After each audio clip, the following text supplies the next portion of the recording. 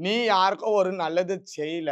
செஞ்ச மாரி ஒரு பாவனைய தான் நீ காட்டுறியே கண்டி, யாருக்கு நீ நல்லது செஞ்சிருக்கிற? உன் ஏரியால இருக்கு, உன் கோயில சுத்தி இருக்கிற ஒரு 10 சாப்பாட்டுக்கு வழி இல்லாம உன் கோயில் வாசல்ல வந்து படுக்கிறவங்களுக்கு, ஏதோ ஒரு பொட்டல பிரியாணியோ, ஏதோ சாமிக்கு கட்டுற ஒரு 2 புடவைய எடுத்து நீ குடுத்துட்டீனாக்கா, நீ வள்ளலா? நீங்களே பாருங்க, ஒரு ஒரு முஸ்லீம் டீம் ஒண்ணு வந்து பேசுவாங்க. ஒரு பொண்ணு ஒண்ணு பேசும். ஐயோ! ரஜினி அம்மா எனக்கு படிப்புக்கெல்லாம் ஃபீஸ் குடுத்தாங்க. என் காலேஜ் ஃபீஸ் கட்டுனாங்க.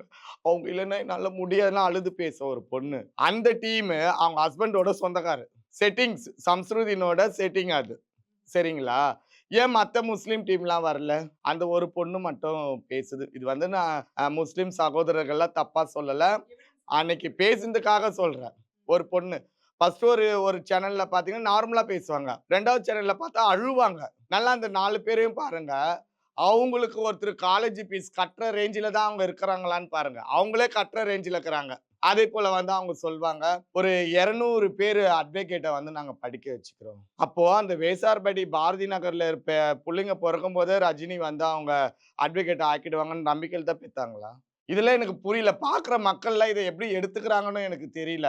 அப்ப 200 பேரு வந்து படிப்புக்கு வழி இல்லாம, அது என்ன பர்ட்டிகுலரா வந்து அட்வொகேட்டா தான் ஆவணும்னு வந்து உங்ககிட்ட நிக்கிறாங்க. நீ 200 அட்வொகேட்ட உருவாக்குன ரஜினிக்கு, 200 பசங்களுக்கு காலேஜ் ஃபீஸ்லாம் கட்டுனவங்களுக்கு, பசின்னு வரவங்களுக்கு மூட்டை மூட்டையா அரிசி குடுக்குற ரஜினி, ஏன் அந்த ஏரியா கவுன்சிலரா நின்னு இருக்கலாமே! நிக்கலாம்லம்மா? நின்னு அந்த வார்டுக்கு நீ கவுன்சிலர் ஆயி, அந்த வார்டு அத்தன பேருக்குமே நல்லது செய். அதுனா இவங்களுக்கு தான் செய்வேன்னு எதுனா இது இருக்கா? அக்ரீமெண்ட் இருக்கா? புரியுதுங்களா? அதேபோல பாருங்க, ஒரு 10 லேடி பேசியிருப்பாங்க. எல்லா சேனல்லயுமே பாருங்க அந்த 10 லேடி தான் பேசியிருப்பாங்க. அவங்களுக்கு ஆதரவா. அவங்களுக்கு ஆதரவுலாம் நான் சொல்ல மாட்டேன்ம்மா. ஒரு பொட்டல பிரியாணி ரூ. 500 பணம். அவ்வளோதான். இப்ப நான் கூட வந்து இந்த தெருமுனையில நின்னுட்டு, ஒரு 10 பேருக்கு பிரியாணி குடுக்கணும்னா 10 பேர் வந்து சேருவாங்களா? சேர மாட்டாங்க. சாப்பாடு குடுக்குறேனே. அப்ப எனக்காக பேசுங்க. இந்த மைக்க நீட்டினா எல்லாம் பேச தான் போறாங்க. ஐயோ! எங்களுக்கு பசிக்கு இந்த அம்மா வந்து இப்ப பிரியாணி குடுத்தாங்க. இந்த அம்மா நல்லா இருக்கணும். இந்த அம்மா அப்படி இருக்குன்னு சொல்லுவாங்களா? சொல்ல மாட்டாங்களா? அதுதான்.